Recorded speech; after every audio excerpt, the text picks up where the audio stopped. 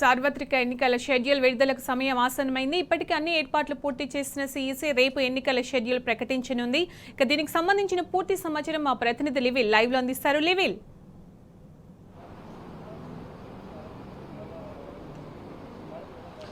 సునీత, 2024 సార్వత్రిక ఎన్నికలకు సర్వం సిద్ధమైందని చెప్పుకోవచ్చు. రేపు మధ్యాహ్నం 3 గంటలకు లోక్సభ ఎన్నికలకు సంబంధించి షెడ్యూల్ విడుదల చేయనుంది ఈసీఐ. అంతేకాకుండా 5 రాష్ట్రాల అసెంబ్లీ ఎన్నికల తేదీలను కూడా రేపే ప్రకటించనుంది. ఆంధ్రప్రదేశ్, ఒడిశా, సిక్కిం, అరుణాచల్ ప్రదేశ్, జమ్మూ అండ్ కాశ్మీర్లో ఎన్నికలు నిర్వహిస్తారా లేదా అనేది రేపు మీడియా సమావేశంలో స్పష్టం చేయనున్నది. ఇప్పటికే అన్ని రాష్ట్రాల్లో పర్యటించిన ఈసీఐ ఎన్నికలను పారదర్శకంగా నిర్వహించేందుకు అన్ని ఏర్పాట్లు చేసింది. ఇప్పటికే కొద్ది రోజుల క్రితమే 3 నెలల క్రితమే 5 రాష్ట్రాల్లో అసెంబ్లీ ఎన్నికలు నిర్వహించారు. ఆయా రాష్ట్రాల్లో కూడా లోక్సభ ఎన్నికల నిర్వహణ ఆయా రాష్ట్రాల్లో సమస్యాత్మక ప్రాంతాల్లో ఇప్పటికే మోహరించారు. అంతేకాకుండా లోక్సభకు సంబంధించి 543 లోక్సభ స్థానాలకు ఈ 2024 ఎన్నికల నిర్వహణకు సంబంధించి రేపు షెడ్యూల్ విడుదల చేసింది. రేపు 3 గంటలకు రాజీవ్ కుమార్ నేతృత్వంలోని ఈసీఐ బృందం రేపు మీడియా సమావేశం జరిగింది. మీడియా సమావేశంలో ఎన్నికలకు సంబంధించిన షెడ్యూల్ విడుదల చేస్తారు. అయితే గత సార్వత్రిక 2019 సార్వత్రిక ఎన్నికలు మార్చి 10న షెడ్యూల్ వచ్చింది. అయితే 7 విడతలుగా 2019 సార్వత్రిక ఎన్నికలు మార్చి 10న షెడ్యూల్ వచ్చింది. అయితే 7 విడతలుగా ఎన్నికల నిర్వహణ జరిగింది. ఈసారి ఎన్ని విడతలుగా ఎన్నికలు నిర్వహిస్తారు, ఏ విడత సౌత్ మొదటి విడతలు వస్తుందా లేదంటే నార్త్ మొదటి విడత నుంచి స్టార్ట్ చేస్తారా అనేది కొంత వేచి చూడాల్సిన అవసరం ఉంది. ఎందుకంటే రామాలయం సెంటిమెంట్, అంటే అయోధ్య రామాలయం సెంటిమెంట్కి సంబంధించి అక్కడ నార్త్లో కొంత ఎక్కువగా ఉంది. అక్కడ మొదటి విడతగా తీసుకొని తర్వాత అయితే సౌత్కు చివరి పేజ్లో ఎన్నికలు పెట్టాలనేది నిర్ణయానికి తీసుకున్నట్లు కూడా మనకు తెలుస్తుంది. అయితే మొత్తానికి చూసుకున్నట్లయితే రేపు మీడియా సమావేశమే అనంతరం ఇదంతా కూడా తెలవనుంది. ఇప్పటికే దాదాపు అన్ని రాష్ట్రాల్లో కూడా పర్యటించిన ఈసీఐ అక్కడ ఆయా రాష్ట్రాలకు సంబంధించి అధికారులను అప్రమత్తం చేసింది. శాంతి భద్రతలు కావచ్చు, ఇటు ఎన్నికల పారదర్శకంగా నిర్వహణకు సంబంధించి కావచ్చు, ఇటు ఈవీఎంలు వీవీప్యాట్లకు సంబంధించి కూడా ఏర్పాట్లు పూర్తి చేసింది. ఈవీఎంలకు ఫస్ట్ లెవెల్ చెకింగ్ ఏదైతే ఉందో అది కూడా ఇప్పటికే పూర్తయింది. మరోసారి కూడా చెకింగ్ పూర్తి చేస్తారు. ఇప్పటికే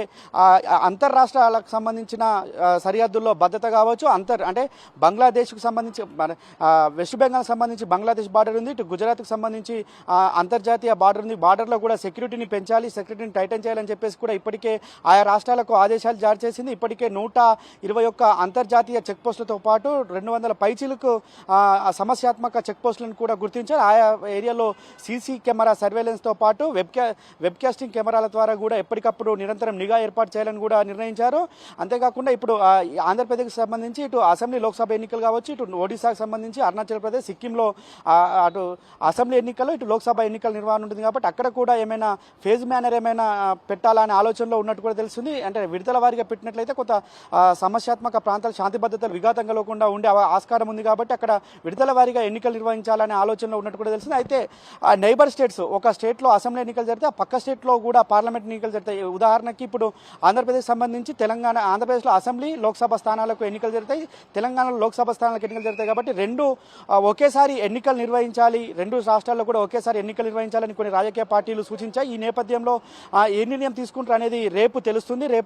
అంతేకాకుండా మిగతా రాష్ట్రాల్లో కూడా ఇలాంటి చర్చే రాజకీయ పార్టీలు ఎన్నికల కమిషన్కు నివేదిక సమర్పించాయి. ఆయా రాష్ట్రాలకు సంబంధించి నిర్ణయాలు ఏ విధంగా ఉంటాయనేది కూడా రేపు తెలుస్తుంది. అయితే నైబర్ స్టేట్స్ కొన్ని, అంటే ఒక్కో రాష్ట్రంలో ఒక ఓటరు 2 రాష్ట్రాల్లో కూడా ఓటు నమోదు చేసుకున్నారు కాబట్టి 2 విడతల వారిగా అయితే 2 రాష్ట్రాల్లో ఓటింగ్ వేసే అవకాశం ఉన్నది కాబట్టి వారిని దృష్టిలో పెట్టుకొని 2 రాష్ట్రాలకు సంబంధించి ఒకే విడతలో ఎన్నికలు నిర్వహించాలనే ఆలోచనలో ఉన్నట్టు కూడా మనకు తెలుస్తుంది. మొత్తాన్ని చూసినట్టయితే రేపు మధ్యాహ్నం 3 గంటలకు ఎన్నికల నిర్వహణకు సంబంధించి మీడియా సమావేశం నిర్వహించనున్నారు. ఇప్పటికే 2 కమిషనర్లను ఇవాళ ఉదయమే బాధ్యతలు చేపట్టారు. అనంతరం ఇవాళ మీటింగ్ కూడా ఏర్పాటు చేశారు. వాళ్ళ మీటింగ్ జరుగుతుంది. అంతేకాకుండా ఇప్పటికే 1100 పైచీలకు అబ్జర్వర్లతోటి మీడియా సమావేశం ఏర్పాటు చేసింది. ఎన్నికలకు సంబంధించి ఆయా రాష్ట్రాలకు సంబంధించిన అబ్జర్వర్లు కావచ్చు, ఐఆర్ఎస్, ఐపీఎస్, ఐఏఎస్ ఆఫీసర్లతో వీడియో కాన్ఫరెన్స్ నిర్వహించారు. ఎక్కడ కూడా ఎలాంటి లోటుపాటు లేకుండా ఎన్నికలు శాంతి భద్రత వాతావరణంలో నిర్వహించాలని చెప్పేసి కూడా ఇప్పటికే తేల్చిన నేపథ్యంలో ఖచ్చితంగా ఎన్నికల నిర్వహణకు సంబంధించి ఎలాంటి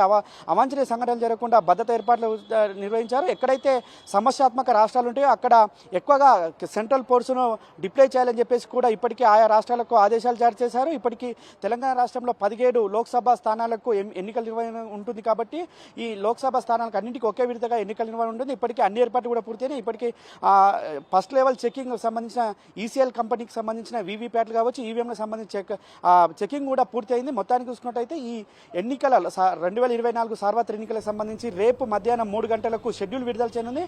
ఎన్నికలు ఎప్పుడు ఎన్ని ఫేజ్లలో ఉంటాయి అనేది మాత్రం రేపు మీడియా సమావేశం అనంతరమే తెలియనున్నది Sunitha. Right level. Thanks for updates.